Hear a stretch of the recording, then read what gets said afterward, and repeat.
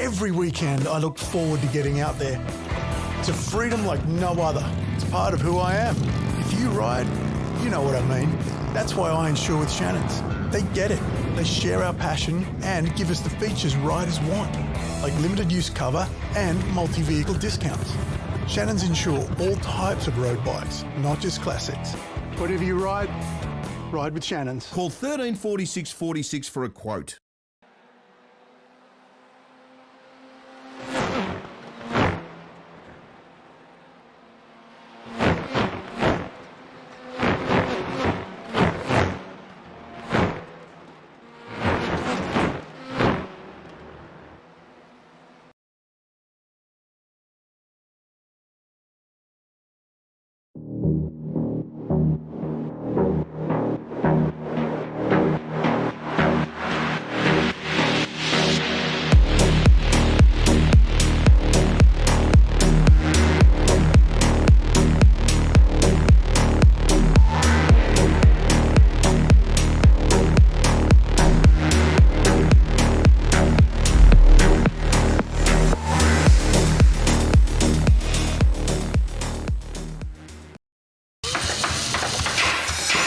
Rare Spares has over 50,000 product lines and releases over 500 new products every year.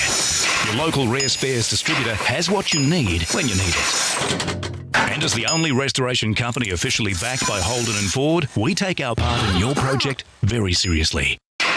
Rare Spares, more than just a part in your project.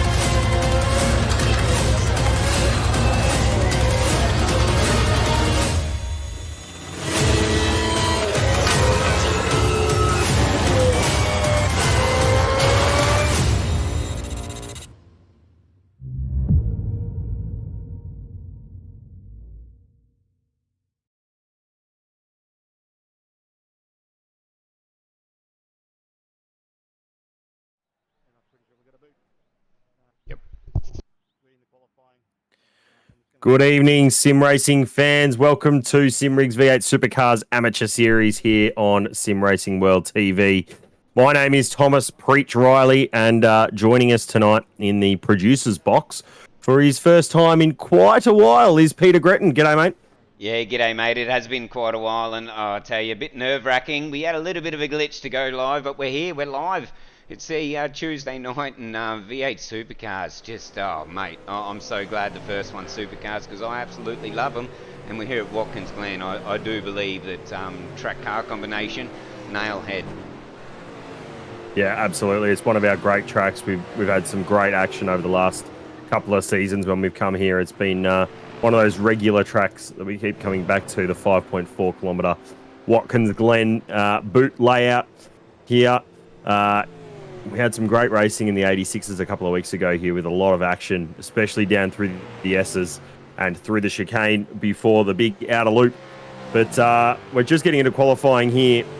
Got quite a few drivers just making their way around the backside of the circuit, coming out of pit lane as we see one of the Dynamic Sim Sports cars just going past, and it's going to shape up to be a great, absolutely cracking race, I'm sure, with the way this format is. So we'll see what happens. But 60-minute race here tonight. Qualifying means everything, but no doubt, I'm sure we'll see a safety car this evening. Yeah, I was just about to touch on that, mate. That I do believe that 100% we're going to see a safety car here tonight, and we're just talking right before your great intro that 3 stoppers is the talk of the town, and 40% fuel load. Tyres around here, mate, in a supercar, what are they going to be like? Because I do believe tyres is going to be a factor. You're going to have to look after them. Tyres are definitely going to wear here, and it's going to be something that the drivers have to keep their eye on. I do think that having a 3-stop is probably going to be good for your tyres, but you know, it's still got to add up towards the end. We've still got to wait and see what comes out of tonight, especially if there's a safety car in there. It's going to be hell for leather, that's for sure. And you're probably more of a racer than I, mate. I was thinking myself 2 longs and then a splash and dash to finish if we're going to do the 3-stopper. Have you spoken to a few drivers in the lead up of this round? Do you think that's sort of what's going to happen, or what sort of strategies do you think we're going to see play out here this evening? I definitely think we're going to be looking towards more of an even tyre strategy, so even out your stints, so probably looking at 20-minute stints. Look, you could even think about doing a short first and 2 longers towards the end, but that'd be only for track position early on. I wouldn't be thinking you'd be doing a shortish, long, shortish sort of strategy, but we'll wait and see. There's plenty to play out tonight. We're still, there's some form drivers out here who will be looking to make amends, one of them being Joe Marnie, who's currently got one of those purple sectors out of the 5, and Dylan De Bono as well, who last time he was out here at Watkins Glen had an absolute mare in the 86 series, and I know because I was involved in one of the incidents that he was involved in. So Dylan De Bono jumps to the top on a 45.37, and we've got Joe Marnie just slotting in behind, only a tenth away, and Scotty Rattler Van Loon there sitting 5 tenths behind. Tyler Sheep dropping a lap in there, good enough for 4th. Mick Clifton just eclipsed him up the top. And all these drivers will start flowing in some times now just to get a banker in, and we'll probably start to see something in the high 44s, I reckon, when we come to the end of this qualifying session. Only a 15-minute session, so just on under 11 minutes to go here.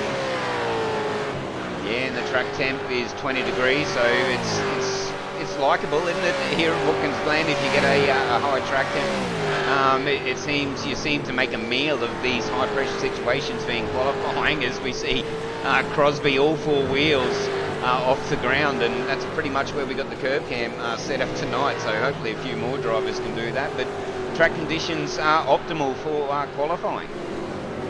Yeah, definitely, and these drivers will be very happy to see that. I know we had some people talk about in the last couple of weeks track being extremely hot during qualifying and making it real slippy to get through, so drivers will be happy to have a nice grippy track to work with.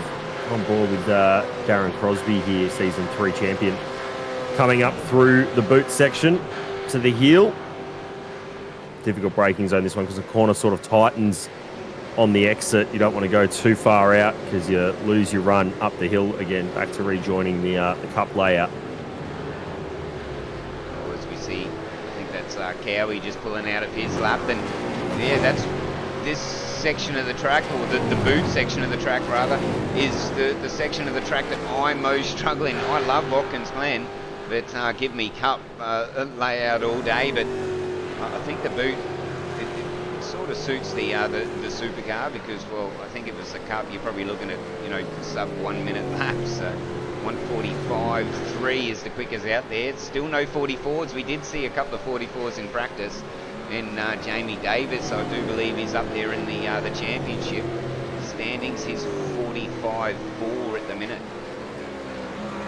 Yeah, Jamie Davis sitting second by only 8 points to Liam Tipping. Liam, can't see him on the timing board yet. I don't even know if he's in the session, to be honest. I don't think he... Oh, he is. His 78 car is out there. Hasn't set a valid lap yet. About a third of the way through his 4th lap even. So he'll be hoping to make a valid one here. But yeah, Jamie Davis sitting in second at the moment. We'll jump to Liam Tipping as he comes through the outer loop down towards the chute. Difficult corner to get the car turned in. You can use a lot of the camber on the exit, really get the power down nice and early and use it to shoot the car out up to the toe. Uphill braking and very uphill corner. So you get on the power nice and early as well. Don't want to overexcite the rear tyres and get too wide on the exit, because that will punish your lap time. Punish your tyres as well and ruin your exit. And in these supercars, especially with the competition that's in this league, that you don't get time to cool them down and go again. You just got to you deal with it, and you don't want to heat up a tyre in a supercar, that's for sure. Mahoney, just noticed he's got 3 greens, and so does Tipping actually, as I just got off him. But Joe Mahoney, I've seen him in the practice session. He was up the pointy end, mate, so he's going to be one to watch out here tonight. But so far, the Bono's time of 45.37 now is the quickest. Yeah, form driver in qualifying trim, Joe has been over the last couple of seasons. And he had a great drive in a feature race last week, making up 20 positions in 20 minutes of racing. So he did send me a message afterwards going, I'm very happy. And he does bang up a 45.285 to finish his lap there. Put him onto provisional pole. Stephen Kennedy around to start his next flying lap. Simon Haynes looking like a decent lap time here in the 2:43. Just trying to get himself a lap in there for Quantum Tech's performance. Simple Simon did quite well last time out at Homestead Miami, and really did some very, very good racing. Puts himself in the 25th, just outside what we can see on the broadcast tower at the moment. That's probably one of my favourite liveries out there as the... the Quantum cars are unreal this year. To be fair, so the new PSR liveries are also quite nice. Cowie, as we jump to one right here, looks very, very nice indeed. Quite striking. Got no one in behind him as well. Cowie's logo plastered up the side. Go check him out across Queensland. Amy Davis now to the top 45.0, so we're edging along the to getting into the 45s, mate. So closest 45.0. That was a good jump up too. He eclipsed Mahoney's time of 2:10. Yeah, so a very solid lap there from Jamie. We know he's quick. We've seen that over the last couple of weeks. You know, being second in the championship, he hasn't done that on a fluke, on having a couple of good race results. He's been consistently up there in the top 10 every race so far. Of course, had a great podium at Bathurst as well in the first of our enduro rounds. Tell you, next week is Sandown. It's going to be fun as well, although I don't think it's an enduro, but Sandown's... Oh, Sandown's always fun. Sandown's always fun. There are some great tracks on this calendar, it has to be said, and I was one of those people who was a little bit sceptical of what Homestead Miami would give, but it gave us arguably the best racing I've ever seen in 3 seasons of commentary for SRW. It was unreal driving out there, so...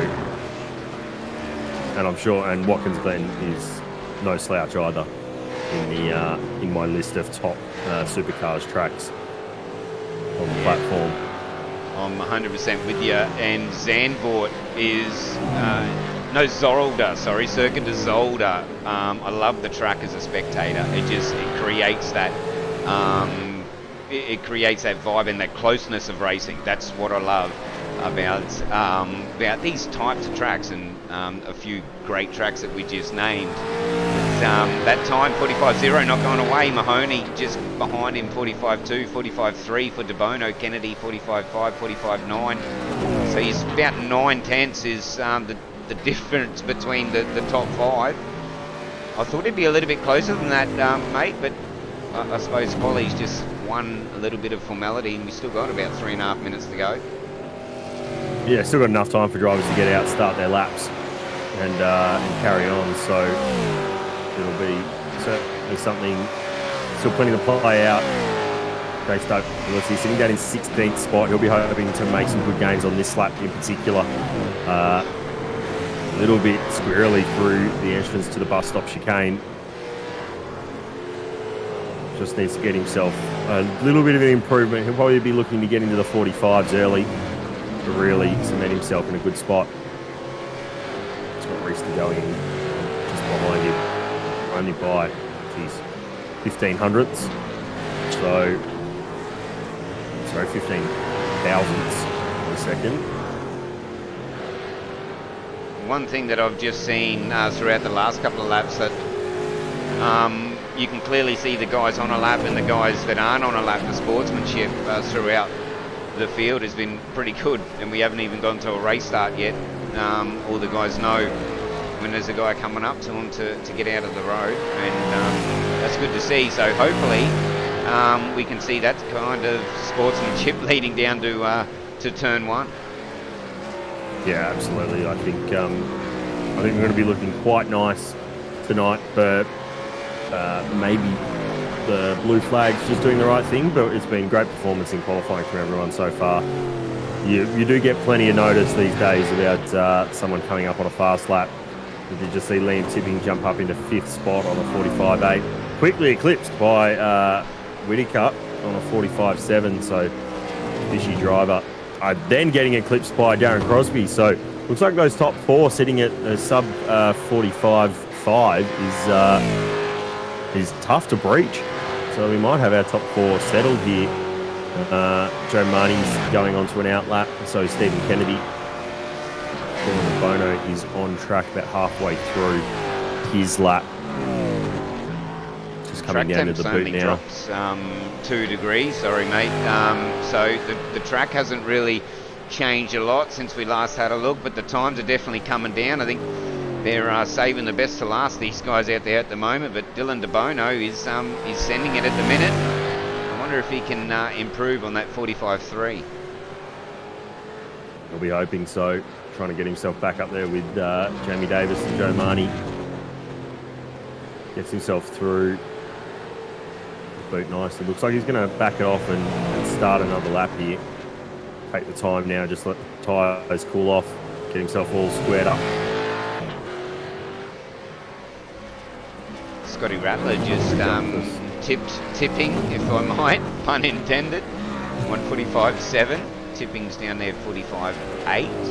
Funny to see Tipping just down a little bit. He got eclipsed there, didn't he? He jumped up and then quickly fell back down. So short-lived as De Bono finishes his lap. What's that? A 45. 45.3 is his best so far, but I don't think he bettered that time. He's on a lap.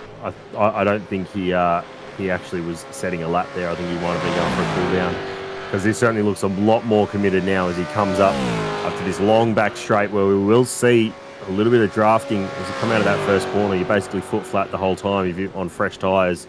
Just clips a little bit of grass on the entry, using all of the entry, jumps up on 4 wheels, gets it through the chicane, a little bit of a drift afterwards. We're hoping that doesn't hurt his lap time. We have gone check it in the session. So everyone on the lap here will be on their final lap. You just answered me nicely then. I was just about to ask you, will they let them finish their lap? And, well, you answered nicely. So, yes, the answer is yes. Which is pretty good too. There's nothing worse, isn't there? Nothing worse where your steering wheel just goes limp and, yeah, that's it, session ended. But big lock up there, that's going to be costly for Mahoney. We'll push on with it though, because there is a chance that he can still improve. Dylan hasn't shown any green sectors yet. Neither is Jace Douglas out there. Oh, Dylan's decided to call it. So he'll have to cement himself into provisional second row start. Peter Vanderkran, one of our early pace setters this season, sitting down in 12th. A little bit of an off night last time out. Jace Douglas does get himself up to 10th, so does find a little bit of improvement overall. Sits himself in 10th. Joe Marnie still just coming up to finish his 4th sector. Still only orange on that one. Jamie Davis, he parked it probably a couple of laps ago compared to these guys still out on track, so he's pretty happy with his 45.0, and rightly so. Joe Mahoney though, can he improve? It's not looking likely.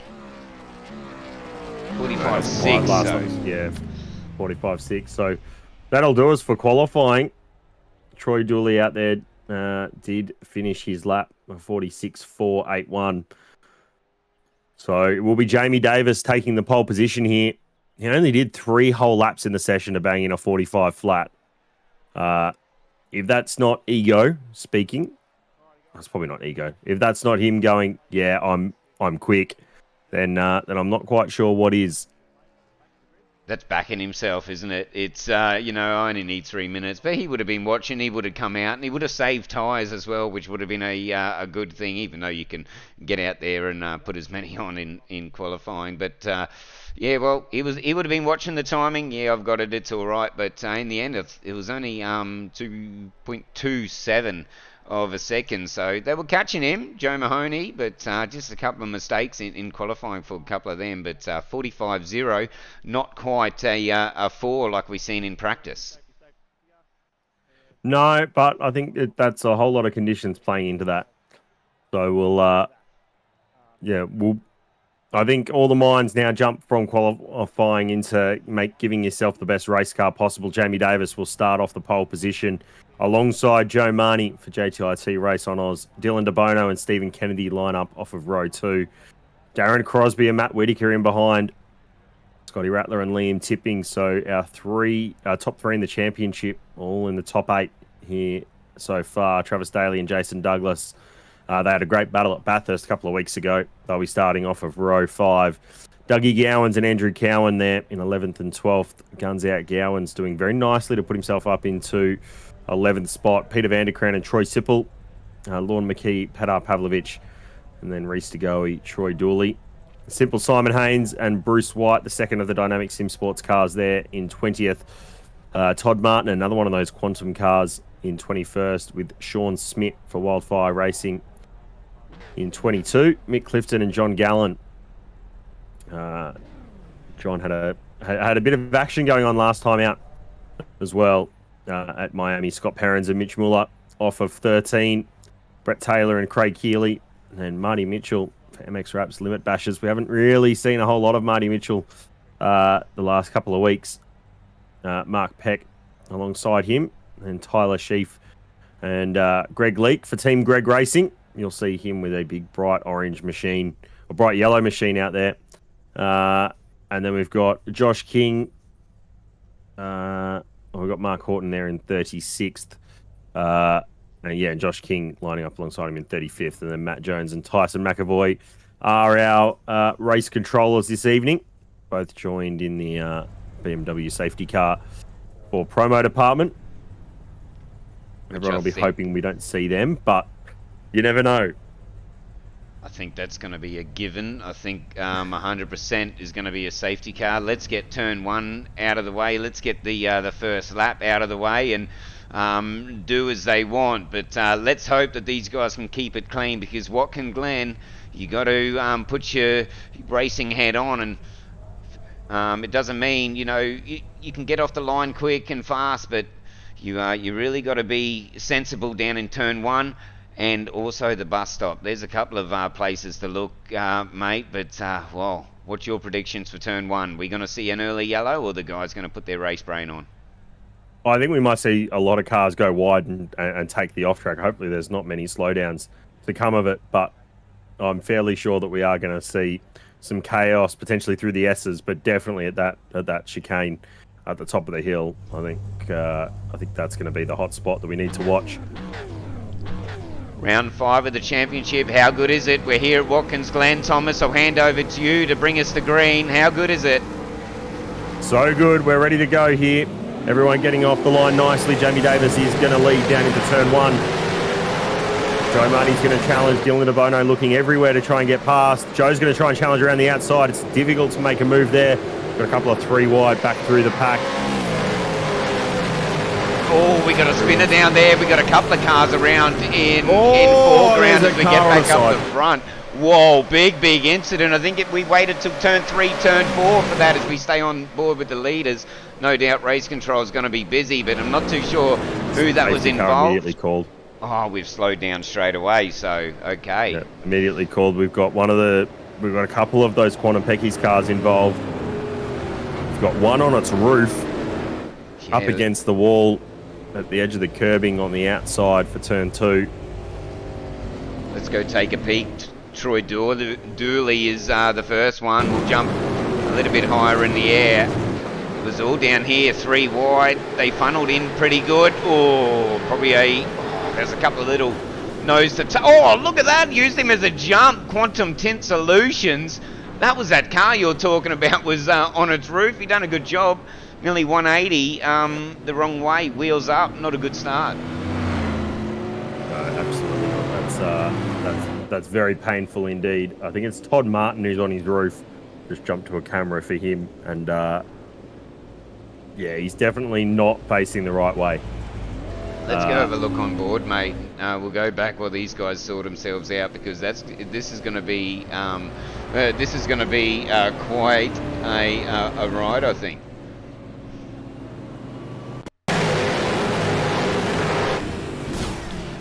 Oh, just had no time to react. It's kind of similar to what we saw, and I know because I was involved. It's somewhat similar to what we saw in the 86s, where you try and get 3 cars onto the exit of turn 1, and the corner just sort of runs away. It seems to tighten on the exit just because of how much usable track there is, and the way that the wall comes out towards you. So you try and get yourself in a position where you can get back onto the racing surface ready for turn 2, and one thing leads to another, and that's basically curtains for everyone out there in that incident. So we shouldn't have a long safety car here. Should only probably be this lap once the field's under control, given it was an early start. Everyone will start to bunch up behind the safety car. Probably have 2 laps of this at the safety car speed. Let's go jump back. When the lights went off and Jamie Davis hit the pedal, pretty sure what I've seen, he got an absolute belter off the start. We'll jump on board for this one. We're under safety car at the minute. On board, I said, Pete. Oh, very tentative start. No wheel spin. As we jump outside. It was a good start, but fairly tentative in the 36 of Mahoney went with him, so good start for the top 2, and then, well, we all know what happened with that further back, but those guys out in front, that was a brilliant start from them, and well, that lead and that start, well, that just goes to nothing now, doesn't it? And we got to reset and go again. Yeah, it was definitely a great start by Jamie Davis. He managed to get himself off the line nicely, not too much wheel spin, just enough to be able to keep the tyres, to be able to keep the engine spooled up. Well, I say engine spooled up, there's no turbos in these, but to keep the engine revs moving along, drop the clutch nicely. Joe managed to get a good second phase and managed to pull up alongside him down to turn 1, broke a little bit later, but diminishing returns to run side by side through there, you really have to commit yourself to the line. Coming down there, we'll get a comparison on what Joe managed with his start. Got a really good change from second to third as well. Tried to pinch Jamie as much as he could, but with the way the camber is coming off that corner, he knew that he had to go a little bit defensive to avoid Dylan DeBono getting up the inside for turn 2. Showed the nose, but Joe wasn't going to have any of it, and we very quickly got the safety car called. So negated any real gains that they could make there. And just a kudos to the race control as well. We can see McAvoy, Tyson, that is on the radio. That's down for a reason. But how quickly he called a safety car. So I thought we were going to keep going there for a little bit, but you pulled me up. But kudos to them guys. They pulled them up because at least 3 cars were in dangerous positions. But loveless job. But again, they're proving they're the right guys for the job. Yeah, absolutely. So Petar Pavlovic was the other car that was involved for Pacific Esports Racing. I don't know if you've noticed, Peter, but we do like to call them the Pelican Esports Racing Team, given the pelican that they've got plastered on the side of those Pacific cars. I know that neither of the boys, they've started to have a laugh about it. But when we first said it, and part of this rebrand that they've got, it was not really they didn't really have the kindest words for us when we started going that way. But yeah, the boys have been doing a great job. Everyone in this field is doing a great job at showing up, giving us some good racing. And I'm pretty new to the series, and you've been here since day dot, I do believe. What's the series been like, mate? You just pretty much summed it up there. It's been great racing, but have you got a favourite? Been here from, you know, since round one? Do you, or close enough? Have you sort of got any inside knowledge of who do you think's going to take the championship out? Because we haven't mentioned it yet, but this is round 5. It marks halfway of the season. I definitely think that Jamie Davis is one of those that we've got to keep an eye on, because he's got some really, really strong pace, and has shown that week in, week out, and with his results has been exceptional. Qualifying tonight, no different. Liam Tipping, though, he'll keep pounding. He'll keep trying to get himself, trying to extend his championship lead, and he's got some work to do tonight. So many points still to play out, and the season really rewards consistency in your results rather than outright speed, given the way the points are structured, where, you know, it's equidistant from first down to about 40th. They're all the same sort of gap, so a position here or there is massive, but certainly being consistent with your results pays out a lot over the course of the season. Yeah, I'd be putting my. I have a hint that maybe Jamie Davis might be able to start running away with it tonight, especially extend that take the championship lead back.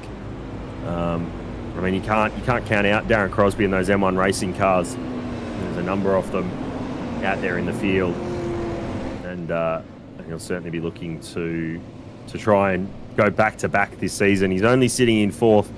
What's that?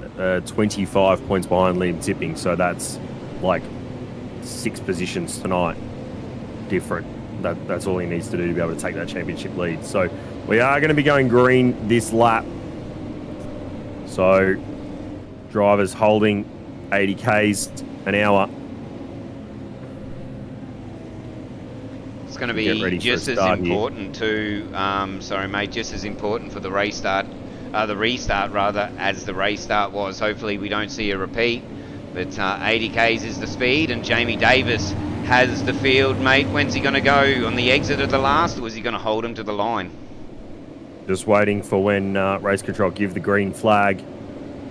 So green flag's been given now to all the drivers. Jamie just holding at the moment. Think he might go just before the exit, final corner. Maybe just after. He's still holding them to 80. Everyone needs to be wary. This is what he's doing. Everyone bunching up behind him. And he's gone now. So he's caught Joe napping. Dylan DeBono managed to stay with him. And it'll be on down into turn 1 for P2. Joe has to go defensive. That was a good restart from them front runners, but Jamie Davis, well, just puts another point to what you're saying about the championship. He's taken off the fight, though, to Bono and Mahoney after that restart. The top 3 have got a real good start, but Whitaker, Kennedy, Crosby went with them, and there's probably the top 10 are really starting to push through. We've got a brilliant start from the top 10, and there's another big accident back at field. It also involves another Quantum car in Simple Simon Haynes and Bruce White in the second Dynamic Sim Sports car. It all started here, mate. Haynes just has a little bit of an off track, and the cars are grouped up. Lots of team cars, as you mentioned. This doesn't look good. Oh, one of them gone. Barrel rolling down the straight here at Watkins Glen. Good driving from 274, but oh no. The fact that there were no more cars involved in that is something else, and we've stayed green, which is a great result.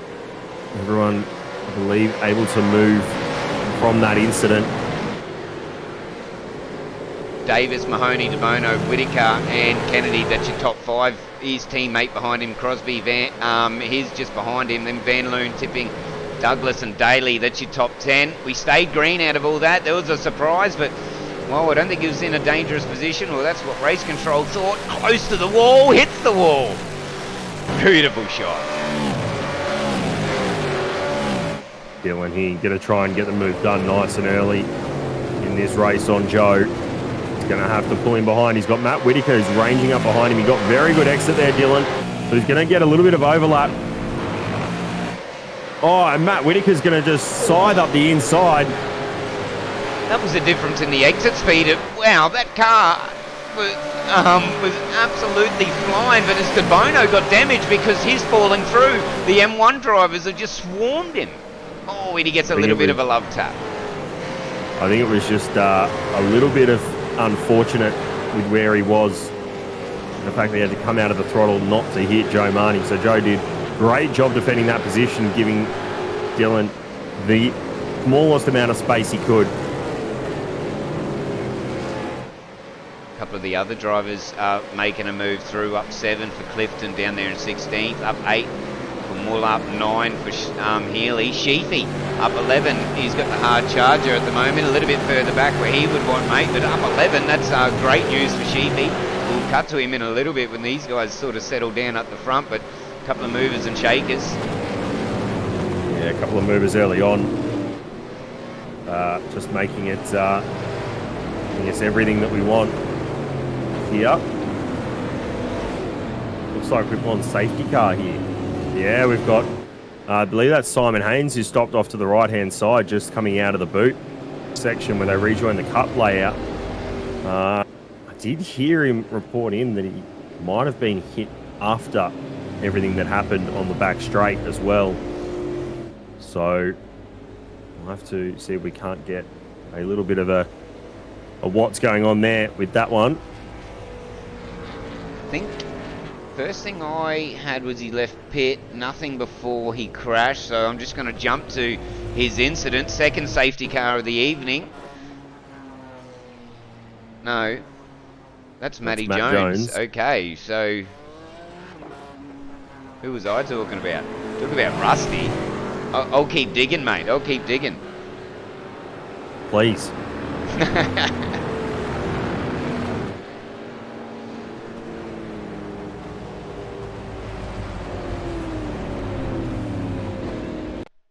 Let's see if I pick something up here.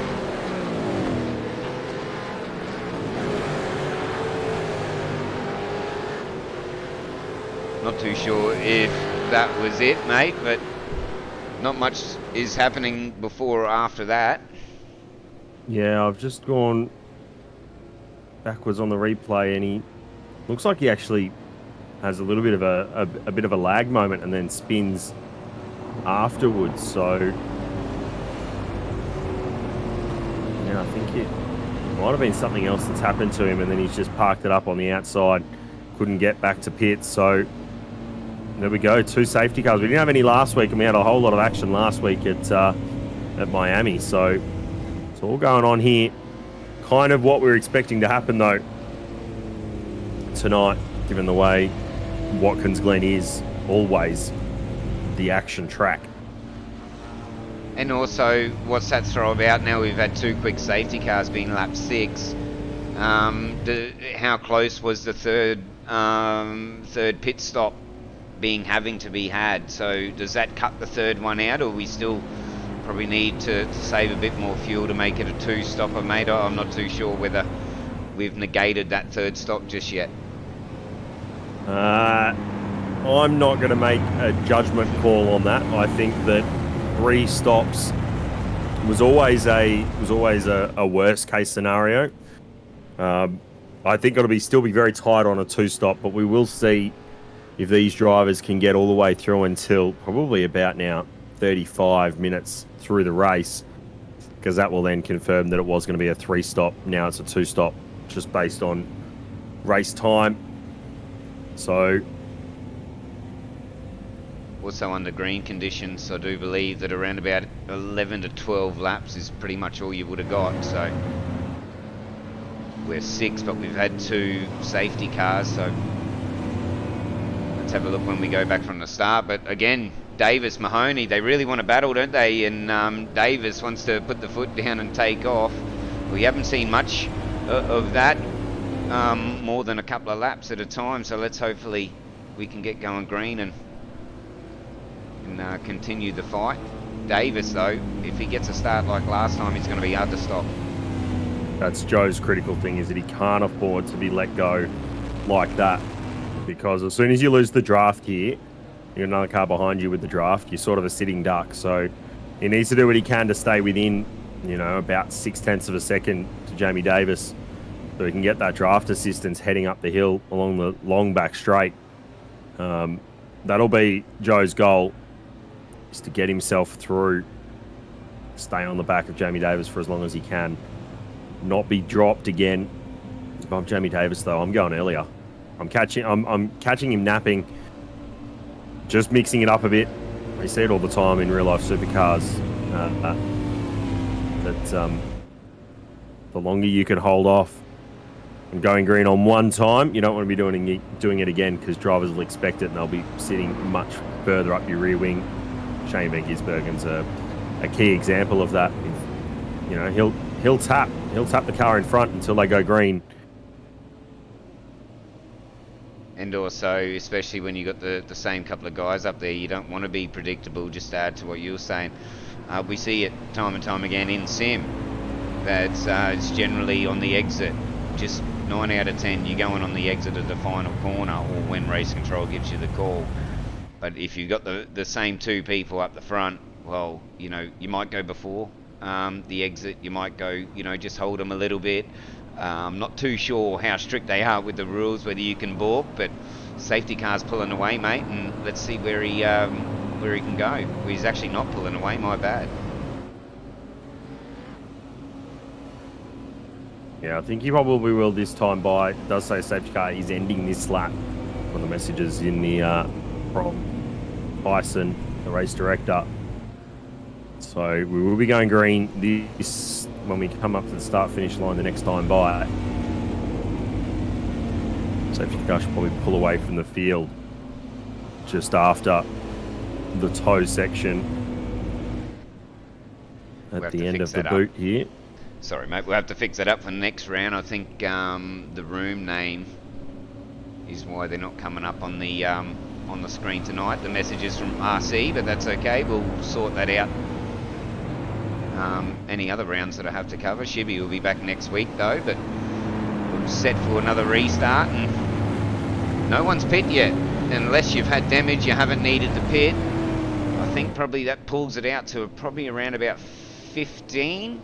I'm guessing, like 14, 15, before we see him come down the lane, as the safety car you just seen there just pulls away, and Davis will hold 80k. Yeah, it'll be interesting to see how Jamie Davis goes with this race start. It'll be critical that he gets a good one here. Joe needs to be looking forward and back. He needs 4 eyes, 2 in front and 2 in the back of his head to make up for. The Matt Whitaker is behind him. Just waiting for the green flag call now.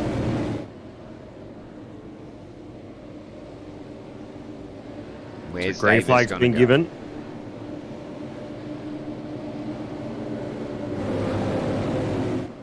Drops it down a gear.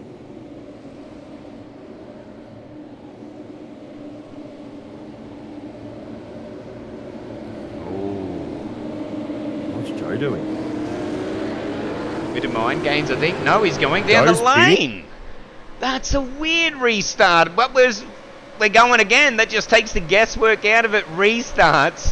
Whoa, I wasn't expecting that, but wow. Oh, Jamie's had a moment. He locked the rears coming into turn 1 and has let Matt Whitaker through.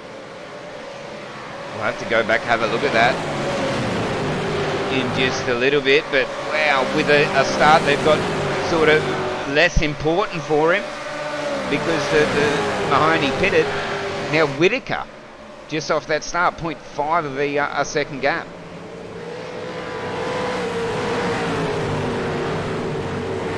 Looks like there was a bit of chaos in the back of the field, though. There's a lot of damage further back. Big cluster of cars. We're looking back down in sort of 22nd position at the moment. It's everything's going on back there. Big battle pack in behind at the moment.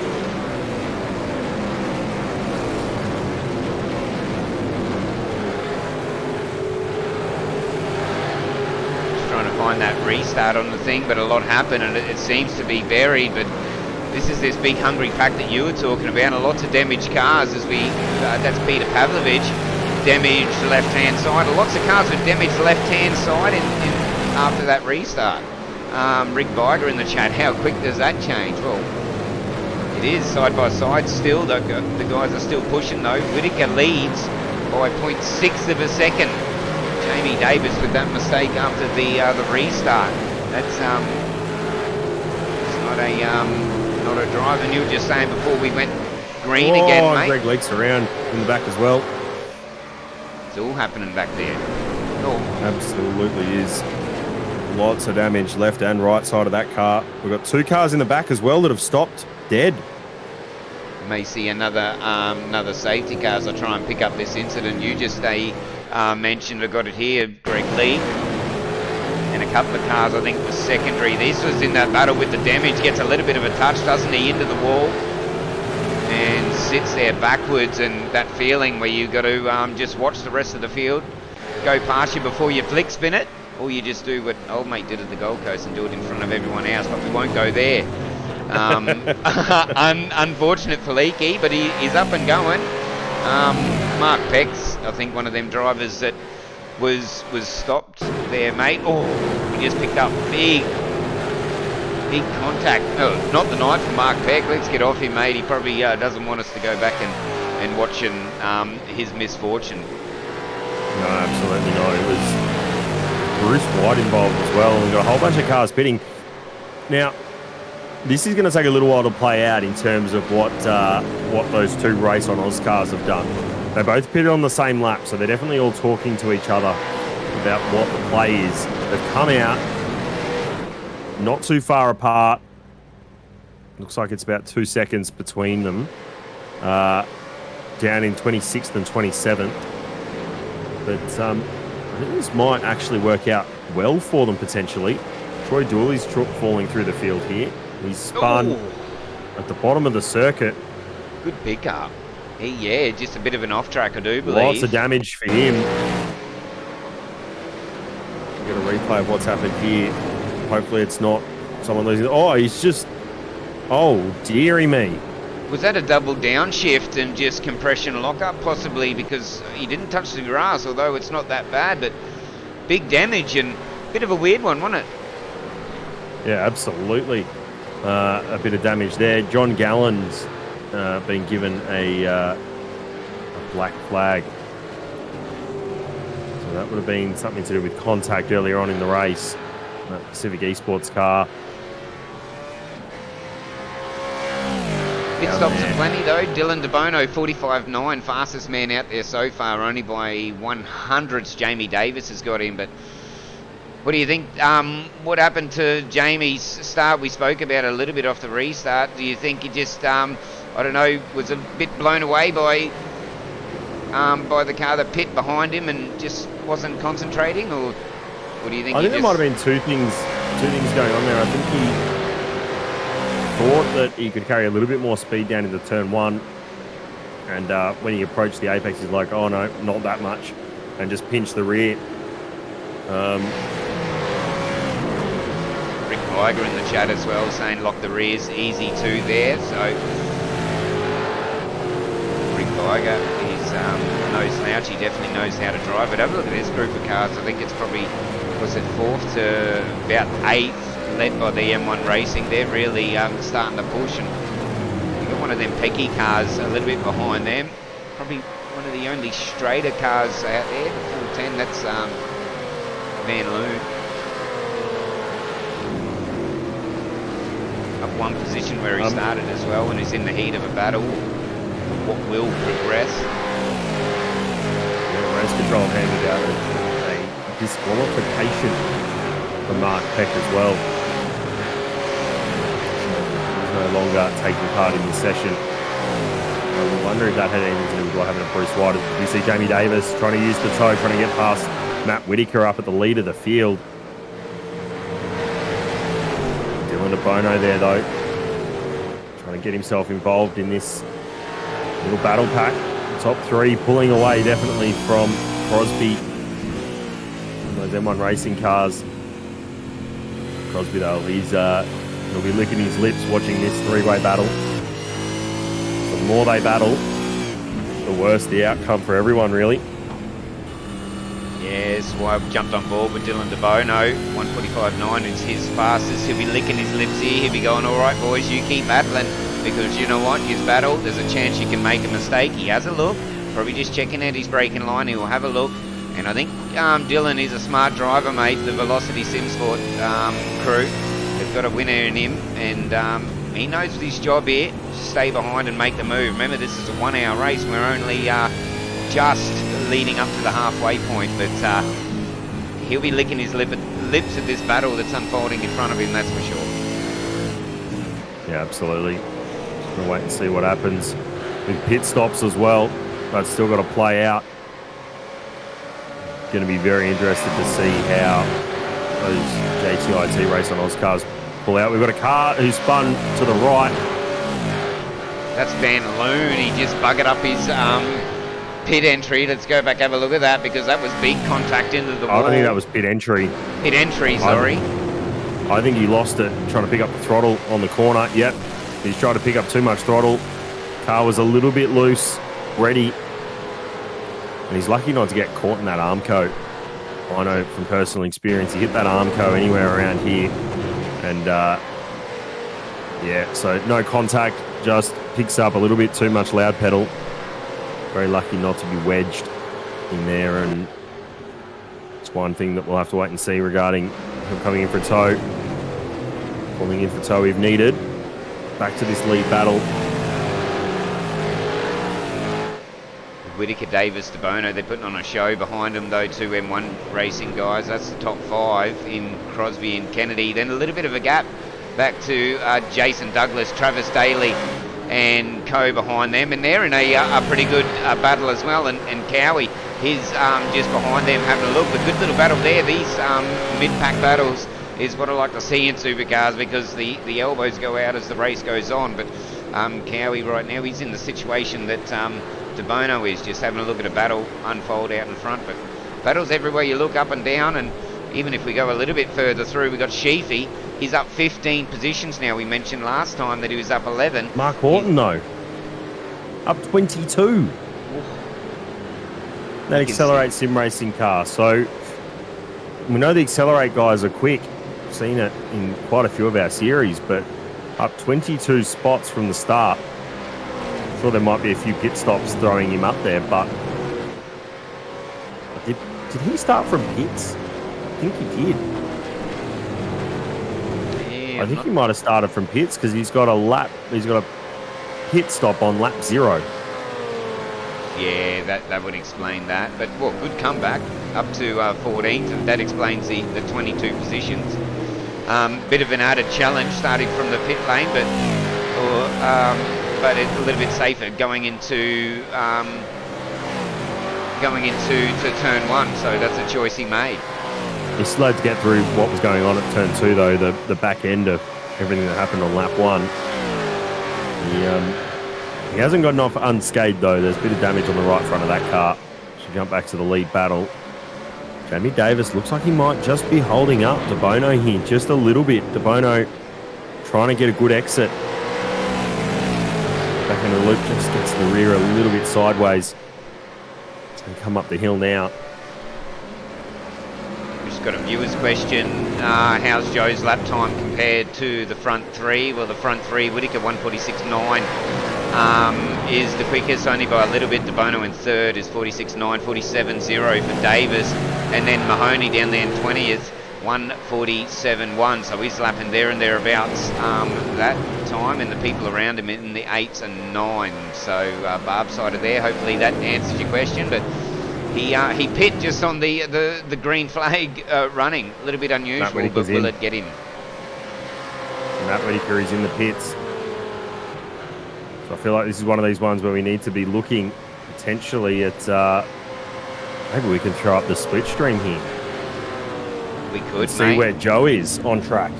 Let's do it. See if we can get this merge, maybe. I think I went a little bit early. Actually, I don't think I'm watching your stream because we had them dramas. So let's go back. Let's have a second stab of it. We'll jump back up the front, though. So Joe has actually come down the main straight already.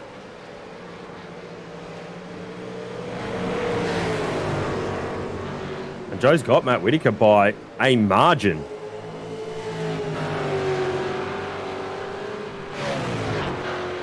So now I'm interested to see how this plays out. Is this going to be a second stop idea, or is this just, I don't know what to think. Did they take maybe a splash? Yeah, that's what I was thinking. That's what I was thinking after the second safety car, whether with a little bit of fuel saving, you negate the full stop and just getting away with a flash and dash at the end. But well, we're giving it a crack right now, mate. On the top left, we got Darren Crosby. He's right on the tail of Jamie Davis. I believe that is 92. It is, and down the bottom, mate, you've got Joe. Yeah, just waiting to see that anyone comes into the pits here, trying to counteract what Whitaker's done, and both the leaders are in. So Davis and Crosby are in. And so we'll wait and see where Joe pops out from this, but I think that Joe will certainly jump up to the lead of this race effectively. What am I doing? Too eager. But he's Here we go. So Joe's coming through the final corner. And we've got stationary for Davis. So Joe will get past. The next question will be, is where does Matt Whitaker lend out of this? We jump to Matt now on the picture-in-picture coming down the main straight. Jamie Davis still hasn't dropped yet. He's dropped now. Good stop Crosby. from Crosby. It's a great stop. We're going to go side by side down through pit exit. Looks like Stephen Kennedy is... Now Stephen Kennedy's trying to go for the move. Crosby gets him. 51 flat for Crosby down the lane. 51.95 for Jamie Davis. So, wow, great stop from the M1 Racing guys. Yeah, certainly a good stop. Looking at the pit lane time, Joe Marnie did an 11.6 pit, like stationary pit stop, and the other guys were doing 19.5. So I wonder if Joe's gone the short fill, and he's maybe hoping for another safety car to throw himself back into this race. Yeah, well, Rick's in the comments. He said his next stop will be longer, so maybe the short stop here. Probably on the same strategy, so short, long, quite possibly for him. But it's long, short. It's interesting, isn't it? The different strategies, but the safety cars that's thrown it up. We'll just duck a little bit further down. That battle's going to keep going because Cowie and Co. This is the battle that never ends in the mid pack. We're sitting around about 11, 12, and there's a little battle behind 13th and 14th position. That's Van Loon. Just now, here's something I'm going to throw up. Josh King sitting in third, 32 places he's made up. He started off the back row, and he's on effectively the same strategy as the guys in front. Yes, he might not be as fast. He's just been overtaken by Matt Whitaker, but he's on the same strategy as Marnie and Tipping. Finish first you must finish. That's the good old saying, isn't it, mate? So what's going to happen there? Is he... Oh, we've got a car around. Ooh, here we go. There's a Pecky's... so there's a Performance Esports racing car Pacific Esports, that's what I mean. Let's see if I've grabbed the right one here. Oh, he's just lost it. So John's just lost it coming through the corner, a little bit eager on the loud pedal, and has tried to ride that all the way up through turn 4. And unfortunately has come a cropper of the oversteer moment. And that feeling of watching 10, 11 positions, even though you're damaged, it still doesn't get any better. But kudos to him, held his brakes, went up there, but that's almost race ending, that incident.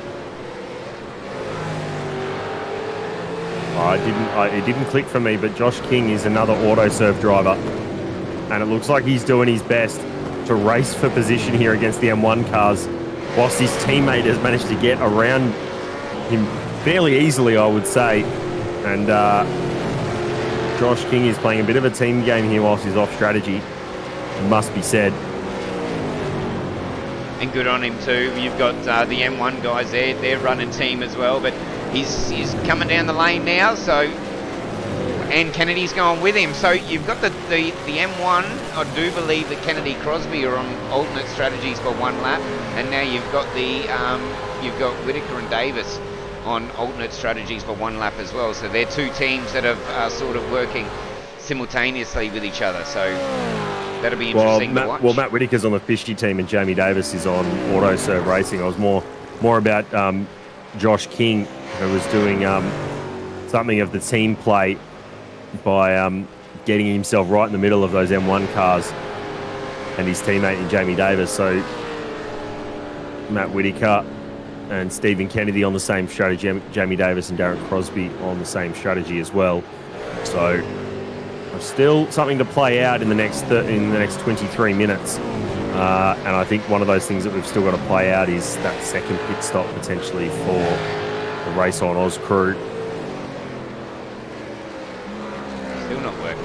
Just trying to get the strategies up on screen. Doesn't want to load, but our 10 at the minute. Mahoney tipping Whitaker, Davis, Kennedy's your 5, Crosby, DeBono, Douglas, Dougie Gowans and Vanderkraan, that's your 10, and Daly Cowan just outside. Joe Mahoney, though, is on the alternate strategy, pit on lap 7, so did Tipping. These guys will go in together, no doubt. Tipping, although he's 7 seconds behind, and leading the championship, I do believe, or at least close up. Looks like Marnie might have been dipping in then. And is. Marnie in the lane.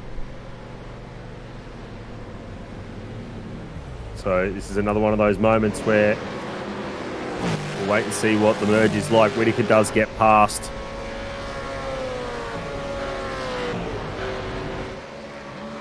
So that gap. Still think we've got a little while to play out in this one. 38, Fairly 39 sure there still needs minutes. to be another stop. So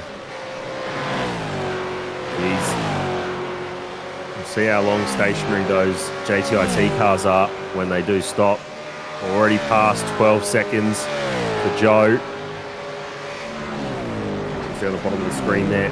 First name is the Marnie, so 19.6 seconds stationary. So exactly the same amount of time stationary as what Matt Whitaker had done. So that'll be to bring the tank to full. Does get himself out in a bit of traffic though.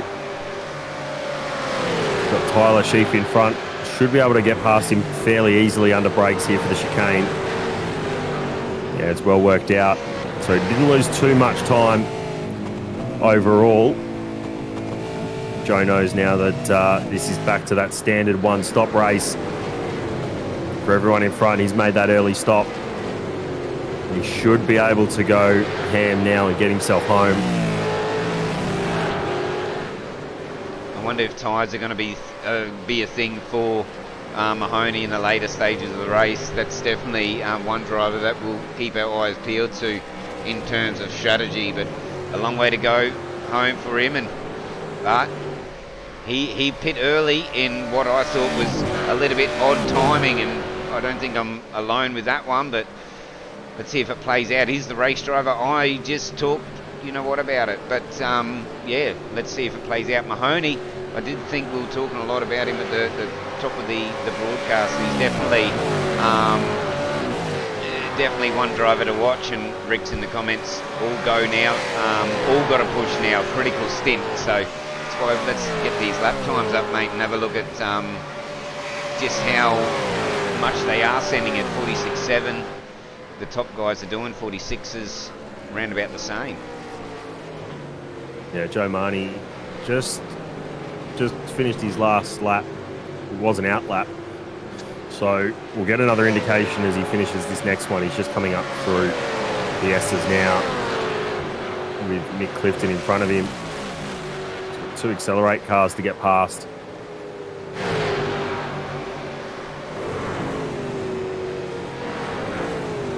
It's one thing being a little bit off kilter. You're always going to come across different challenges, and for him, well, albeit he's got challenges of lap traffic, you're just showing just how good these guys are. That was just, yeah, righto, mate, I'll see ya. You're on a mission. It's not even lap traffic. Like, everyone's entitled to race for position here, but, but I think what's smart is that everyone's going, this guy's not on my strategy. I don't want to be holding up my race defending him, because sometimes you let the faster driver through and you use him for draft, you use him to help you get through cars in front.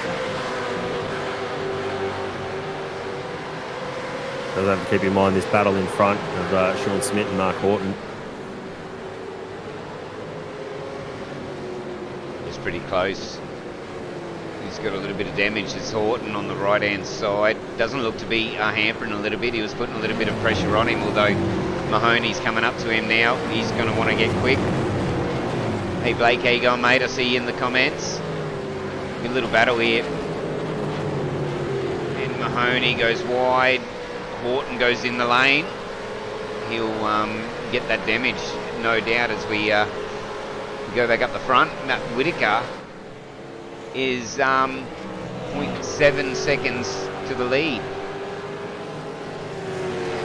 Yeah, both of these drivers know that they need to be pushing now as hard as they can.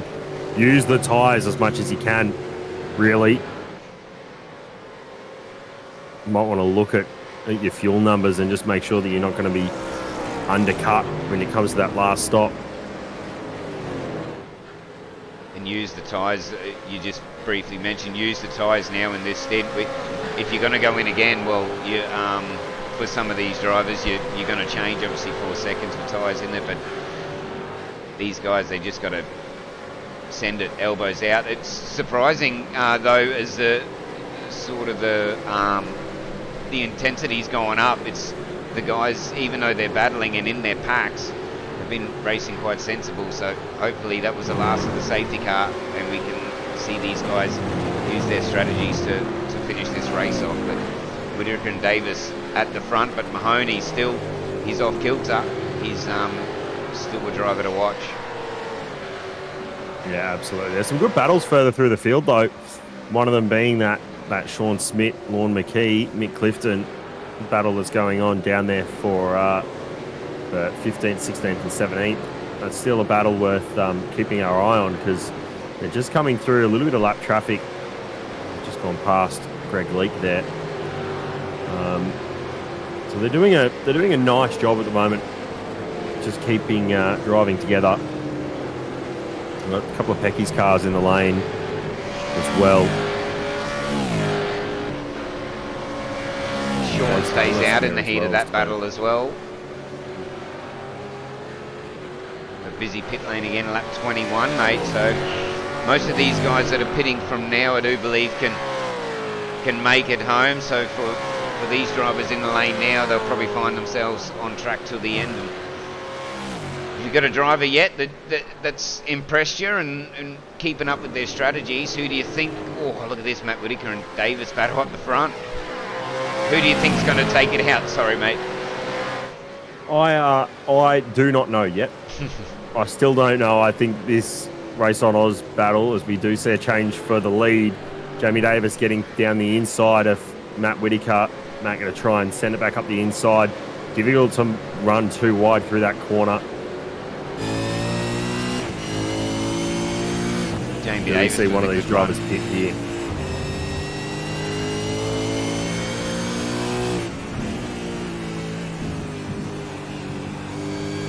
They're both going to pit. So here we go. This is the merge that we need to keep our eye on. What time, what amount of advantage does Joe Marnie have?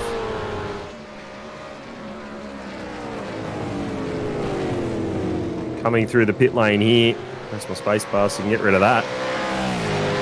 Go now. It's hustle time for him. So Crosby, DeBono, Kennedy have all gone through. Back on with Davis. Up on the top anyway. Mahoney to the lead by the look of this. Whitaker's still not moving. So yeah, so Joe Marnie will take the lead, or the effective race lead, we think. Effective race lead. Got about the length of the straight between turn 1 and turn 2 to his advantage. But he's got Jamie Davis with fresh rubber coming up behind him. And he'll be coming thick and fast for the next 13 and a bit minutes of this race. So Jamie Davis does get a really good pit stop. Stationary time of 14.5. Matt Whitaker had a 15 flat, so half a tenth to the better for Jamie Davis in that pit stop. That's probably more about the balls that you take, because we have a rule where you have to make it back to the pit lane after the end of the race. You have to have the fuel to be able to get there. So yeah, how much do you risk it, really? How little fuel do you think you need to be able to get home at the end?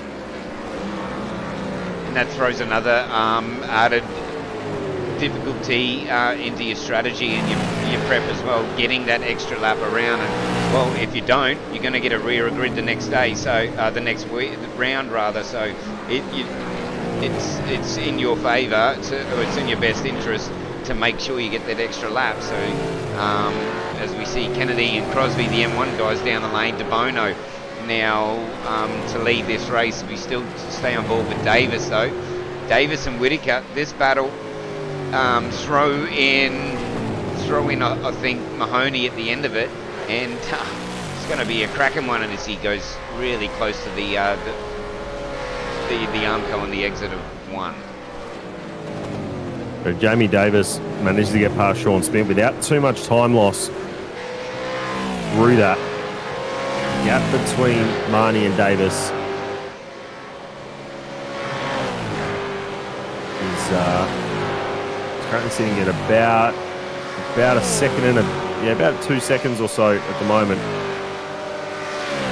2 seconds, do you have the pace to be able to get through? Well, with the tyres, that's the question. Joe Marnie's last up was a 48.2 versus Dylan DeBono. It's up the front, a 46.7. That's what it looks like, 1.5 seconds in that battle. And that gap, rather, I feel is going to diminish as we've got just outside the last 10 minutes of this race. So we've still got probably, what do you reckon, about 7 laps, 6 to 7 laps. And that gap's diminishing quite quickly. It was 1.5 seconds, and just while we've been staying on this, it's 1.35 seconds now. So Davis on the march, and Mahoney, was his strategy, got killed to strategy good enough? Is the tyres are going to last? That's another thing as well. Tyres can go out. Peter Vanderkrant down in the lane takes himself out of it now. DeBono still yet to make his last. Short stop though for DeBono. That's one thing I will say. If he can get the lead, it's going to be a really short stop for DeBono. That's that splash that we spoke of earlier. There's a gap of 31 seconds between DeBono and Marnie. 32 seconds. For most of those short stops, we're looking at about a 43-second transit time through the lane. So he's probably on the wrong side of it. If there's a safety car though, all of it goes out the window. It plays off everyone's, doesn't it, really? And those who... It all goes out the window for everyone, because Davis is now within... Davis has got the draft. Now, how much has Joe been either saving tyres or saving fuel, for one? How much has he been saving all of the consumables on his car to be able to then defend from Jamie Davis? That's the question. We'll still have to see how this plays out. 4 laps the difference. Mahoney hit earlier than Davis. I'm sure with him jumping that early, he's confident of his tyre wear and stuff. Oh, big moment for Davis. Don't want to do that too many times. Laura Anderson, go on Jamie. Welcome to the stream, mate. Hopefully Jamie gets on. He doesn't want to be doing that too much though. That would have cost him. Bono's in the pit lane now. So a short splash for him. Do you take tyres? That's the other question. How short the splash is going to be. 4 seconds, I think, to do tyres, or 8 seconds, I do believe. You shouldn't need a whole lot of fuel.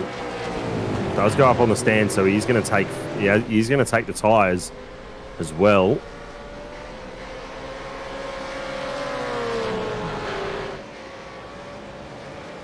Where's that filtering down? That's the question. Mahoney though. He's going to have Whittaker. I think he might get himself. He's going to have Crosby as well. Crosby will have the speed coming through turn 1. The gap between Marnie and Davis is down to 0.3 of a second. Look at the draft helping Davis. Marnie going to have to go defensive.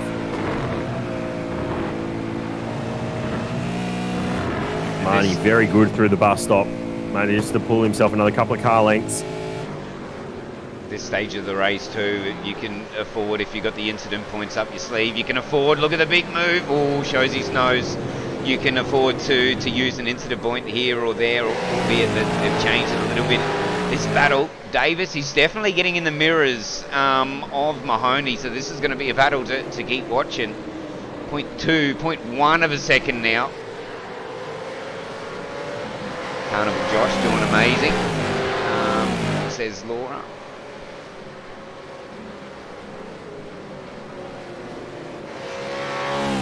Dylan DeBono's worked himself into this as well. Fresh tyres. Now Jamie Davis has got to watch from both angles. Dylan throws the nose up there. I think a bit of contact. Yeah, I think Mahoney's going to be. He may be up for the challenge or up for the fight here, but DeBono might have something for him. That was a little bit tight, but he gets it done. There's no time to muck around. And I think by that move, DeBono knows that there's no time for mucking around. But have a look at the lead, the gap already after that move on Davis. Yeah, a little bit of contact there between DeBono and Davis. He's being looked at by race control. Maybe a bit of a bump and run. As we see what's happened here. So as they come into the penultimate corner, race control have deemed that no further action for that particular contact. Oh, big grass taken there by DeBono. He's going to try and get the move done. He's going to put himself up the inside. Manages to straighten Joe back out whilst he's mid-tank slapper. He's still tank slapper, and Joe has been turned around. For the race leader, little bit of impatience there from Dylan DeBono. Makes contact with Joe Marnie. We jump back and have a look at what's happened here. So they're pushing all the way through the corner, and then Joe just gets the tank slapper of all tank slappers. Crosby with the run there as well. Oh, that's unfortunate. The battle that. Wait for the ruling on that, but whoa. I tell you, DeBono, Davis, Crosby, Whittaker, Douglas now is your top 5. I didn't think we'll be saying that, but wow. Mahoney back to 6th after that.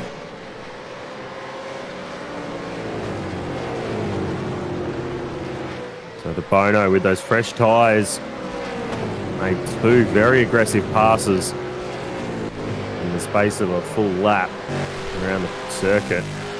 Does have the lead now. It's Davis, then Crosby, then Whittaker. Jace Douglas running himself up there, up 5 spots into 5th. Joe Marnie's got his teammate behind him, being a little bit of a blocker to Stephen Kennedy.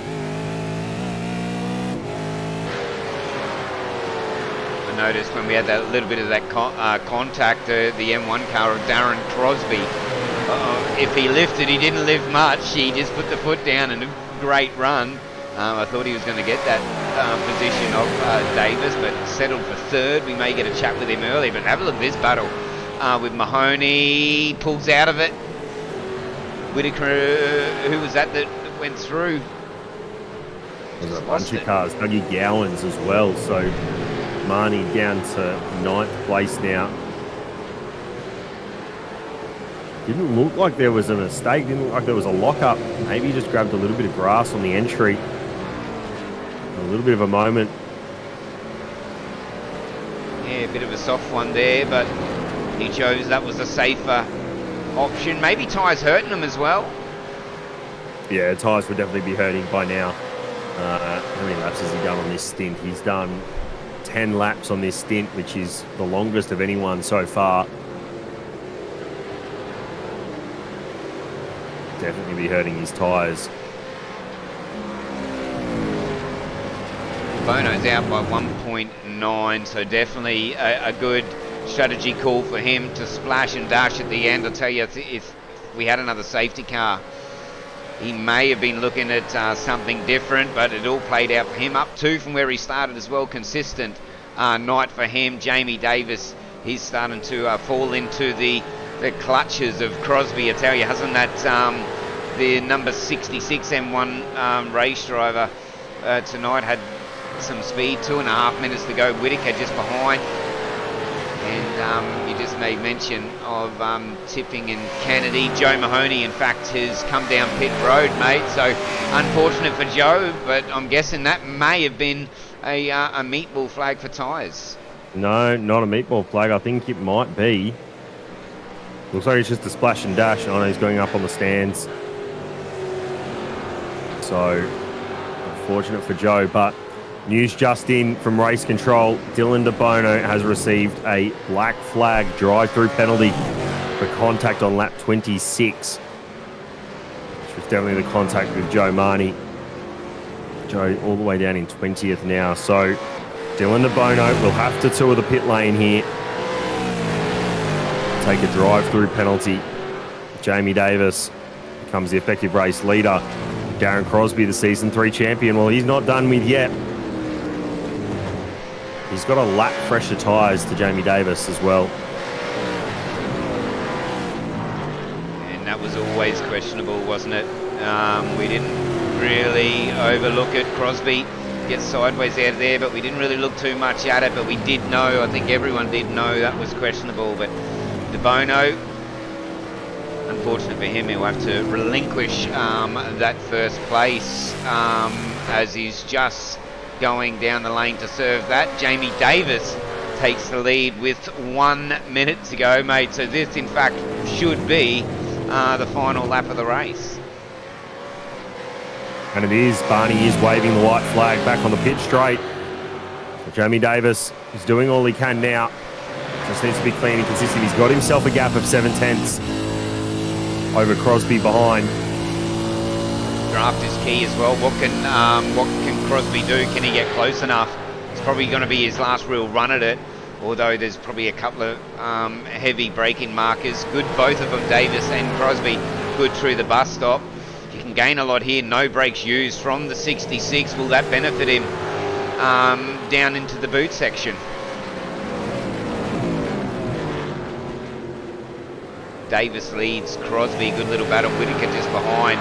There were names that we called out, but there's a couple of names else that we thought would be up there with him. But Jamie Davis, he looks pretty confident, doesn't he, mate? Handling the pressure well from Crosby. Blake, no parity problem here. Ford 1, 2, and 3. Come on, mate. And 4. And 4. Ford fans unite. There's one Holden. Doug Guns Out Grandpa is got the round line up in the top 5, but Ford fans rejoice. Jamie Davis, so he still hasn't got it yet, has he, mate? As he's no, not getting quite. pressured all over him. Needs to get himself a good exit out of the final corner. And he does get a great exit. Crosby will challenge him all the way to the line, but it will be Jamie Davis who takes home the race win here at Watkins Glen in round 5. Darren Crosby in P2 and Matt Whitaker coming home for the final of the podium places. Jamie Davis has already started with his burnout, so I hope he knows that if he hasn't got the fuel, not to do that just yet. Get himself to the line, and then he can start to light him up.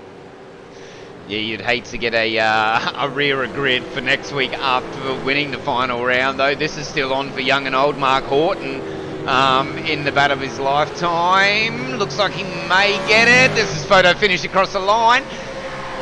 Oh, Mark Horton just nice. by half a car length manages to get himself home into 13th spot. Joe Mahoney, disappointing, comes home in 19th. How do you feel, mate? How do you feel if you're Mahoney? Oh, you're incensed. You can see how fast he's driving back to pits. He's not having it. What happened with Cowie there? It looked like he slowed down at the line. Did he get himself an off track or something? He looked like he jammed on the brakes at the line. May get a bit of a delay. Yeah, that's way too much of a delay. Let's go with this. It's the next one down, believe it or not.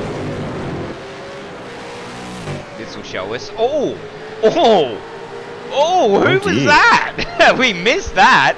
There, righto. So yeah, he was slow through there, but looks like it was Mick Clifton. Good bit of driving. Let's have a look. Mick Clifton. It doesn't even come up as anything, which is weird. Let's have a look here, and I'll switch to Clifton. It's that fight to the end, wasn't it? Yeah.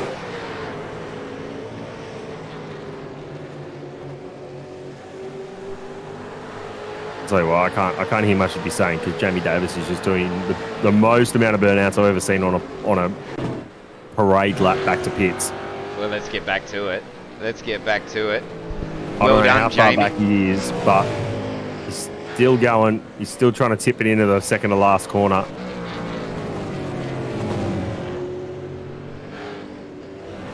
Well done to our podium, though. Jamie Davis, Darren Crosby, and Matt Whitaker. How good was it? Well, DeBono. Unfortunate for you, mate, but, well. He's going to reverse it up.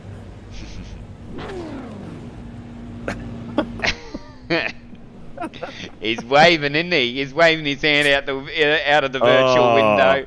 There you go, mate. Hey, I'll tell you what, he's parked it right in the middle of the racetrack, though. Yeah. Jamie Davis, he loved every minute of that. I think, mate, we're just about, we'll get a chat with him. I tell you, if that's anything, what's going to happen in the interviews. Have a look at these guys. Let it rip. Last to do a burnout, too. Oh,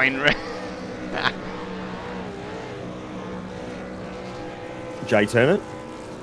Oh, I don't know. Let's stay on board with him. There we go. And then rips in there. Okay, that's one of the best entries to the outfield of turn 1 I've seen all night. Yeah, and it wasn't the first. It was almost going that way when he had the little snap moment at the start, at the second restart. It was almost going in backwards. That's unreal. What a way to end the race. What a way to start his celebrations as he let it rip. Great race, though, for Jamie. Is mega consistent, and he's got the quickest lap of the race, too, 1:45.9. I do believe that's a Racecraft Simulations fastest lap of the race, Gretton mate. Bono was faster. No, he didn't, sorry. 100th. 100th of a second. So Dylan DeBono coming home with that fastest lap there. In the end, it's been a great drive from Davis, though. We'll eventually we'll get him into the broadcast booth, I'm sure, once he's finished lighting up those rear tyres. Yeah, we've got we've got him in there. We've got him in there. I'm not too sure about you, mate, but I'm more keen just to jump in with all three and just run amok and get it done quick and get it over and done with and talk to the podium, mate. You up for that? Let's do it, mate. Let's do it. Let's do it. Let's jump in. We'll run through the finishing order after we get the interviews done. But let's jump in the green room with our podium finishers: Jamie Davis, Crosby, and Whitaker.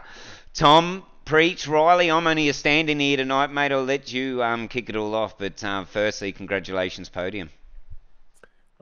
Yeah, congratulations, boys. We'll start in an unusual way with Matt, mate. Well done on bringing home P3 in the end. Looked like you're going through it a bit at the start with a big battle on around you, and then once you got some clear air, it looked like it was pretty easy from there. Yeah, I had a ripper start, which was unusual for me. So got a couple off the line, and just kept it real smooth and consistent, and it just sort of made my way up the front there. So stuffed up a couple of pit entries and stalled the car, locking up the wheels coming in on my first pit stop.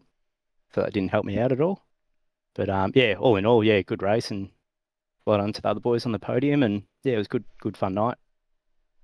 Yeah, we saw you run a bit of a different strategy to what Joe had done at the front. Were you more in the thought of fresh tyres and low fuel for the last stint and just get yourself to the end, or was there any thought about running that alternate short fill after the safety car? I sort of just try to stay out and get as many laps in as I could, because I was running a really good solid set, but I was just struggling with the tyres towards the end of the stint, so I wanted to finish on sort of fresher tyres to try to make up that time and be nice and smooth. So I don't really know what I was thinking, but sort of worked out in the end. How much did you have? How much of a look did you have at what happened up towards the front on the last couple of laps? Were you able to keep your eye on it, and were you licking your lips a little bit? I had Blake Delaney in my ear at the end there, and he was sort of telling me what was going on. So I was trying to push and keep it smooth, and not to get the tyres too hot, and it was just trying to close the gap. So sort of got there, but not enough. But P3 I'm pretty stoked with, so I'll take that. And Matt, it's Pete here, mate. Sorry, Thomas. There was battles all up and down the field here tonight, and that battle that went right to the end with you and Crosby. You just dropped one position, in the dying stages of the race. Talk us through some of the battles, especially that one. That it looked great. Yeah, I was just trying to keep up with him, to be honest. I was coming to the last few laps. I was sort of closing the gap, but he had a bit of pace, and I was just had the nerves up a bit trying to keep that P3. So he drove really well. So that was good fun. And just lastly from me, Thomas, Eddie was in the chat, mate. So he's watching you. I'm sure that that's one goes in the books. Race for Eddie. Race for Eddie, mate. Yeah, hashtag race for Eddie. That's for him. Had a good chat with him the other night with a few of the other boys, and just it's really good to see all the sim racing group community getting around him and thinking of him. So P3, that's for you, mate. Probably the best I'll pull out, but awesome stuff. No, well done again, mate. It's another solid haul of points towards that championship. Looking loosely, I think you will jump up into second tonight. Are you looking towards round 9 and the end of the championship, and are you going to take it to Jamie Davis up the front? I'll try my best, mate. Yeah, he's driving awesome. So I'll get some practice in and see what I can bring next week. Awesome. Well done again tonight, mate. We know all the fishy boys are out there and they're doing great jobs in the Pro-Ams, but you're leading the charge here in the Am. So I'll give you a chance to thank all those sponsors that keep fishy running. All right, I'll do my best, mate. West End Motor Group, DC Shades, Reflex Fishing, Precision Training, Infinity Design, Battery Warehouse, Ellie Beach, and I'll leave it at that, mate. Awesome. Well done again tonight, mate. Are you doing Scops this week? Are you gonna try and stay into Scops, Yeah, or? I might jump in and give it a crack. Yeah, Awesome. Well, yeah, a few of the good boys are luck getting with that, around mate. it. So Yeah. The fishy boys are everywhere, mate. Good yeah, luck that's with it. that one, and yeah, we'll see you next week. Yep, awesome. Thanks, boys. Awesome. Well done to Matt Whitaker there. We'll jump to our P2 driver here, Darren Crosby. Darren, mate, well done. Talking to you again after another good race last week, and now another one here. Yeah, a bit of luck tonight, and just tried to stay clean and got my pit stops right. Bit unlucky for some of the other guys up front. I really didn't think I was going to get on the podium tonight, but they seem to have taken themselves out. DeBono and Joe, unlucky. Yeah, so I was lucky to get up here and to be P2. I'm wrapped. Yeah, mate. Really surging towards the back end of halfway through the championship now, and really surging towards the end. Didn't think at the start of the season you were that first race. I don't remember seeing you up towards the front. I definitely could be wrong. Correct me if I'm wrong, but it's been good to see a good turn of form, and it's kind of like what happened back in season 3 for you. Yeah, I know. Surge towards the end. I think I'm a bit of a slow starter. Yeah. So yeah, I don't know. I didn't get I had a lot on this week, so I didn't really get a chance to practice on this track, and it's little bit of a hoodoo for me. I've had a prang here every race up until this one up the top of the hill there, hitting the wall and taking people out. So it's not my favourite track, but yeah, maybe it will be in the future if I'm going to keep getting P2s. So yeah, I enjoyed it. Yeah, Darren, it's absolutely. Pete here, mate. Sorry, Thomas, I did it again. Hello, Pete. How are you, buddy? Yeah, I'm pretty good, mate. Talk us through. There was battles going. You and Steve, and you found each other quite a bit throughout. And I'll tell you, first of all, the M1 racing liveries this year look on point. But how was your race tonight? It looked like tyres and mainly tyres was the reason for a couple of the drivers just losing out in their strategy. Do you think maybe more safety cars was in everyone's thought? Is that maybe why some of the front runners you see a little bit further down? Well, when Steve and I pitted, we were deciding how much fuel we're going to put on. We were just going to fill it right up and not try and jump any spots on that first pit stop. We thought there'd be another safety, but there wasn't. And then on the final pit stop, I only had to put 20 litres and change the tyres and get out there. Steve was messing around with his fuel and made a mistake, and it put his car up on the jacks again. So to be honest, he should have been up in probably second or third because he was in front of me. That answered the question too. I was going to say you had a good battle happening there, and I think maybe Steve might have been ahead of you. But well explained there. But that happens, doesn't it? It happens in real racing. It's probably not getting put up on the jacks again, but that's probably the equivalent to hold on, wait, go up again. We forgot to put the bloody the wheel cap or the wheel nut on properly. So happens in real racing. Happened tonight. He lost 6 seconds there, but yeah. Look, Steve and I, when we race together, we've always sort of been around the same place on the track, but in our early days, we were taking each other out as well. So it's good to see that we're not doing that and we're working together now. Yeah, absolutely. great for your P2. I'll throw you back to Thomas. Thank you. Yeah, well done again, Darren. M1 racing cars are hard to miss, and to see you back on the podium is a great result. I'm sure for the team as well. And I'll give you this opportunity now to thank all the sponsors that keep M1 Racing running. All right, we've only really got one, and that's M1 Used Cars down at Slacks Creek. And like to thank my teammates, putting a lot of practice, and especially with this league, doing the setups. They put a bit of time into it. So we didn't get much time for this track, but we have raced here before, but really enjoyed it tonight.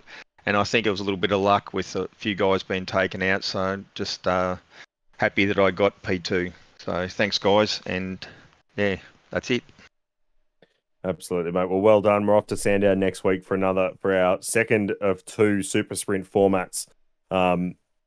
Sandown is always an action track, that's for sure. So, and I know it probably gets run more than enough. So hopefully you can get some practice in, and you can get the boys to help build you a nice setup. Yeah, and definitely. Try and take another step forward. Yeah, we love Sandown, so we'll probably get on there really early. Awesome. Well done again, mate. Thank you. On P2 tonight. And we'll jump to our race winner and now our championship leader in Jamie Davis. Jamie, mate, well done on taking home that win. It might have been a bit of a shock after, 3 laps to go, and there was a bit of action up the front. Very happy with that. Very lucky with Dylan getting the drive through, but I put myself in that position by putting 12 litres too much at the last stop. I thought when you were doing all the burnouts on that final lap, you might have had a bit too much fuel because I would have thought that you would have been bang on the money on how much fuel you needed to do that parade lap. And you did give us some great burnouts at the end. At the start of that, after that second safety car, you had that little bit of a moment down the bottom of the hill. And we were wondering whether or not it was a little bit of distraction of trying to work out what Joe was doing by ducking in the pits behind you. Because I know we were shocked to see Joe ducking in. Was that what happened there? Was that a little bit of a lapse of concentration, or? It was a bit of a shock, but I had the whole straight to process that, and I just got ahead of myself with the gap I had and went too deep and locked the rears. Jamie, it was a good save. You're right, mate. Nah, thankfully, plenty of runoff out there. I was able to gather it up and just fall in behind Matt, which also enabled me to save a bucket load of fuel as well, sitting behind him. I'll tell you what, he's parked it right in the middle of the racetrack, though. And Jamie, it's Pete here, mate. We've spoken just briefly about you being here on pole position. What's Dylan's mindset? You obviously you probably were in Discord with him. Did he know that that penalty was coming before it was given? No, I wasn't in Discord with him. But yeah, when we had the touch, I just thought I'd question it, and then it was no further action. But when I seen him hit Mahoney, I was just sitting there going, "Please get the drive through," because then all I got to do is defend for the win. I had a lapse of concentration for one split second there. I thought you were teammates, but no. Obviously, that's why you weren't in Discord. But you probably were hoping for it, and he got it, and you took the win. So that's what happens. You make a mistake, and it was congratulations for your win.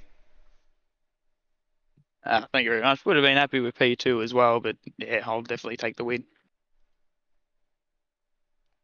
Yeah, well done, Jamie.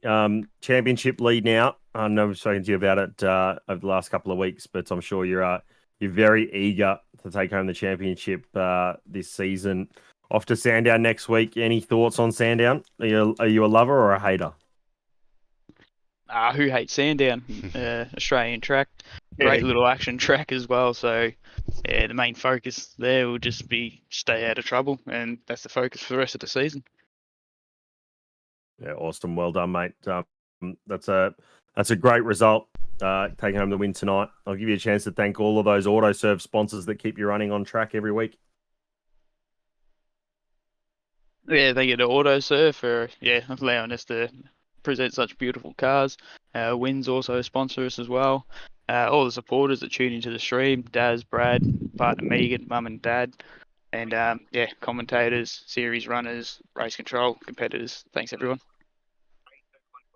Awesome. Well done again tonight, Jamie. And well done to all the podium getters. Another great night of racing here, as always, in the AM series. And I can't wait to see what the next 4 rounds have to finish off the year strong. Good. Well done, everyone. Yeah, thank you, guys. Yeah, cheers, boys. Thanks for tonight.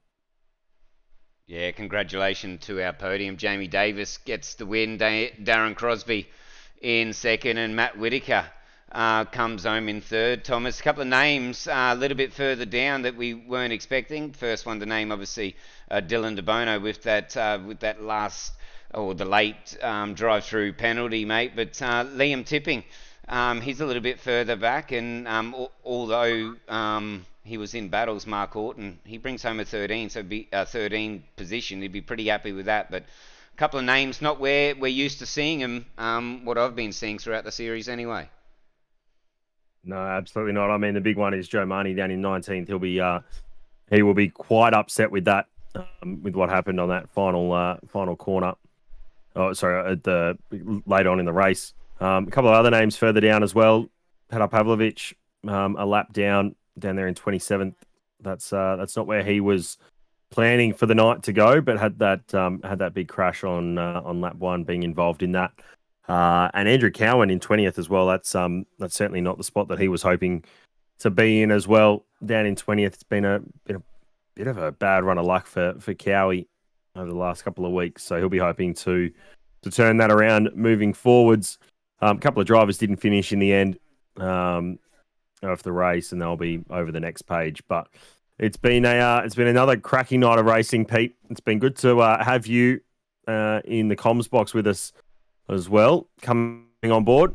It's great to have you here, and I'm sure, and you are going to be a great fit to be back in the broadcast team here on SRW TV.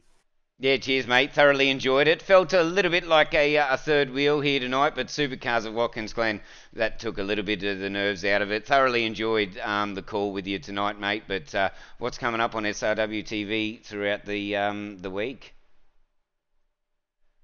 Tomorrow night, we've got the Shannon's F3 Nationals going on. They'll be taking on Interlagos, so to Brazil for a sprint format. Thursday nights are our Shannon's Toyota GR86 Nationals, and they're off to Bubba Motorsport Park, which should be an absolutely cracking track for that combo. Friday night, our IMSA Shadow Series takes on Monza. So obviously the IMSA series that we run is shadowing the official series on iRacing. So if you're interested and keen, get yourself involved. It's a great league to be a part of. GTPs and GT3s running around. Has been bringing up some cracking racing. It was definitely a cracking race at Sebring last time out. And then on Sunday night, our Premier Series. I say that reluctantly because I think the AMs are Premier, but our Premier Series, the Simrigs V8 Supercars Pro Am Series, they'll be back taking on Watkins Glen. So you'll see a couple of names that race tonight jumping into our Sunday night league as well. So what should be another cracking race there on Sunday night. And then that's the end of the week, and then we're back to doing it all again. It's another week. They're busy here at SRW. It's great to be lending a hand back in the team again, but from everyone here at SRW TV, thanks to the sponsors and everyone that tuned in. Racing for Eddie, and yeah, all the other team sponsors. But I'll give it to you to wrap it up, mate, and we'll finish. Yeah, I'd like to thank all of our sponsors, especially Simrigs, for sponsoring our Supercars series every week. Our Tempting Sweets in there as well. Grim Industries, the home of the V8 coffee table, racecraft simulations. If you are interested and are keen to try and win a rig, and you're not and you haven't liked this video and you haven't subscribed to our YouTube channel, please do that. We're aiming to do that by the end of the year, get 1,000 subscribers on the SRW TV YouTube channel.